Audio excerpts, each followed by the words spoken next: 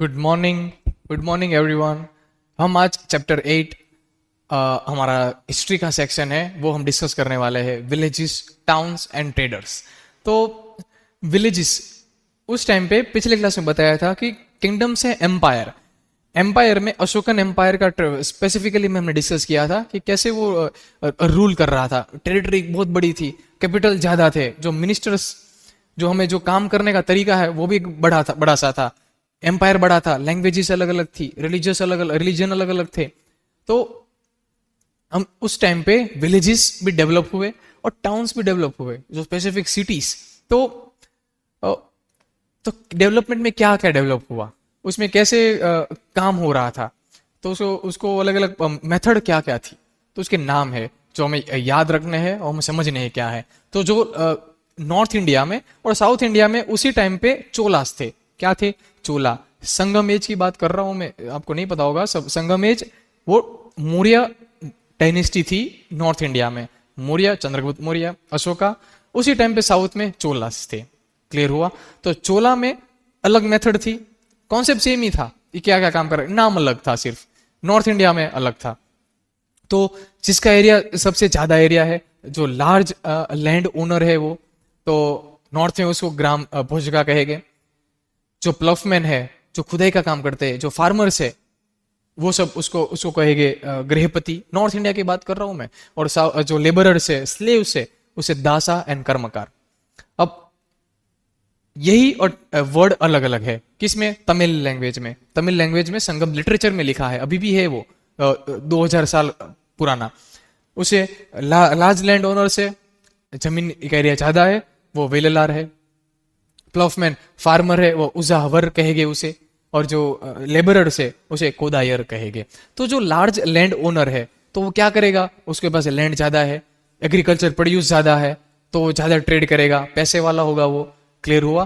तो वो क्या करेगा? वो उसको वो काम में रखेगा। किसको काम में रखेगा? स्लेव्स रखेगा, लेबर रखेगा। कौन रखेगा? लार्ज लैंड ओनर रखेगा। वो रिक्रूट करेगा, प्लॉफमैन फार्मर को भी रिक्रूट करेगा, तो ये ज्यादा ताकतवर है उस टाइम पे। तो किंग उसको नोबल्स बना देते हैं, उसको एडवाइजरी में इन्वॉल्व कर देते हैं लार्ज लैंड ओनर को। तो ये किसको किसको इन्वॉल्व करेगा? किंग, राजा, ग्राम भोजका को, वेल्लार को। ये पूरा कम्युनिटी बनना चालू हो गया। समझ में आया? उसके बाद प्लफमैन, गृहपति, ये वर्ड्स आपको पता होना चाहिए। तो ये हुई विलेजेस की बात। विलेजेस में ये ऐसे डिस्ट्रिक्शन बनने लगा। जमींदार एकदम पैसे वाला, उसके पास जमीन का एरिया ज्यादा है। हमारे गांव में भी आप देखोगे बहुत ज्यादा जमीन है, बहुत ज्यादा बीघा जमीन है, ये सब। तो ये विलेजेस की बात हुई। उसके बाद हम टाउन्स देखेंगे। सिटीज क्या है, कौन से टाउन डेवलप हुए? तो एक मथुरा का एग्जांपल निकल के आता है कि मथुरा एक सिटी अच्छे से डेवलप हुआ। तो क्यों डेवलप हुआ, उसके पीछे रीजन है कि वो एक ट्रैवल टूरिज्म बना। ट्रैवल टूरिज्म मतलब मथुरा में कृष्ण, लॉर्ड कृष्णा को मानते हैं सब, उसकी स्टोरीज है महाभारत से रिलेटेड। तो क्यों सिग्निफिकेंट है मथुरा?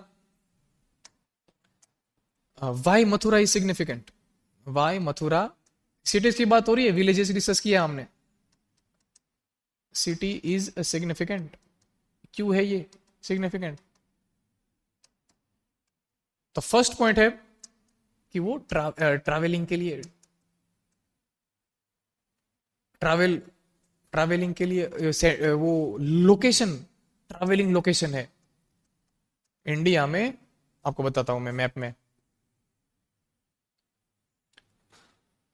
सेंटर में है मथुरा। सोचो, सेंटर में है तो यहां से कोई आएगा ट्रेड करने के लिए, वो भी मिलेगा।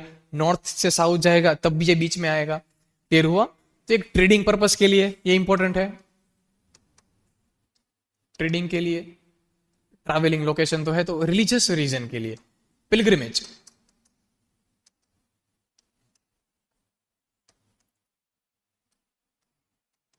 पिलग्रिमेज, पिलग्रिमेज मतलब कोई ट्रैवलिंग कर रहा है रिलीजियस रीजन की वजह से, उसे पिलग्रिमेज कहेंगे। अगर हम अभी कुंभ मेला चल रहा है, महाकुंभ मेला, प्रयागराज जा रहे हैं सब, तो हम पिलग्रिमेज बन के जा रहे हैं। क्लियर हुआ? ये एक सिग्निफिकेंस है, रिलीजियस सिग्निफिकेंस। फोर्थ कि जो उसका लोकेशन, रिलीजियस रीजन, वहां पे स्कल्पचर, पिलर्स, इंस्क्रिप्शन बहुत है। मतलब आर्टिजन, आर्टी फैक्ट्री, आर्ट बहुत है वहां पे। तो क्या है? स्कल्पचर्स की वजह से कि वो सिग्निफिकेंट है। अब देखो यहाँ पे पुराना होगा 2-3 हजार साल का कोई चीज, ऑटोमेटिक ये सिटीज डेवलप हो जाएगा। सूरत का इतिहास बहुत पुराना है, हिस्ट्री है, तो सूरत इसलिए फेमस भी है। कि समझ में आया? उसके बाद हम टाउन्स, ये मथुरा क्यों डेवलप है ये हमें समझा। बहुत और भी टाउन थे, उज्जैन मैंने बताया था अभी, मथुरा, उज्जैन, गांधार अफगानिस्तान में। क्लियर हुआ? इसीलिए ये 4 रीजन की वजह से ये मथुरा सर्टिफिकेट, अगर एग्जाम में क्वेश्चन आए तो ये चारों पॉइंट आपको सेंटेंस के फॉर्म में लिखने हैं। अब एक पोर्ट डिस्कस करना है। पोर्ट का मतलब है कि यहां पे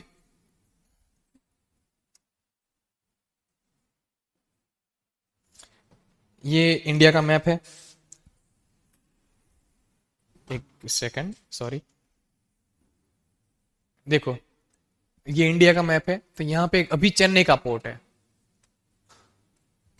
यहां पे क्या है, सूरत है मान लो, ये पोर्ट है ये, मतलब सीज, ओशन के बाद पास, ओशन के पास जो शहर डेवलप हो रहा है और वहां पे ट्रेडिंग हो रहा है, क्या शिपमेंट आती होगी, यहाँ पे हजीरा है, यहां से एक्सपोर्ट होके दूसरे कंट्री में जाता होगा, दूसरी जगह जाता होगा, तो ये सब ये ट्रांसपोर्टेशन हुआ, ट्रांसपोर्ट ऑफ गुड्स, उसको क्या कहेंगे, पोर्ट कहेंगे। तो हमें एक हिस्टोरिकल पोर्ट स्टडी करना है। कौन सा पोर्ट? एक हिस्टोरिकल पोर्ट, तो इसका नाम है अरिकामेडु। क्या नाम है? अरिकामेडु। तो अभी कहां पे है उसका लोकेशन? कि पुडुचेरी में है, पौंडीचेरी में है। पौंडीचेरी कहां पे है? तमिलनाडु में है, साउथ में है। फिर से मैप देखो, ये एरिया में, यहां पे है, यहां पे। क्लियर हुआ? तो यहां पे अरिकामेडु है, साउथ में। सर आप बोलोगे सर चोला के पास होगा ना? नहीं नहीं, अभी चोला के पास नहीं है, अशोका के पास ही था ये। क्या है? अरिकामेडु। अरिकामेडु कहां पे है? अभी के पुडुचेरी के पास। पोर्ट्स क्या क्या करता होगा? Transshipment of goods, transshipment of goods from one place to another. दूसरा क्या होगा? यहां पे ट्रेडिंग ज्यादा होगा इससे, तो डोमेस्टिकली भी होगा। कहां पे होगा? डोमेस्टिकली। अब मान लो पोर्ट तो डेवलप हो रहा है जो किनारे के पास है, तो वहां से ट्रांसपोर्टेशन ऑफ गुड्स यहां से अंदर भी हम प्लेन एरिया में भी ले जा सकते हैं। तो क्लियर हुआ ये? तो ये अरिकामेडु के बारे में है ये पोर्ट में। क्यों पोर्ट डेवलपमेंट, क्यों इंपॉर्टेंट है पोर्ट?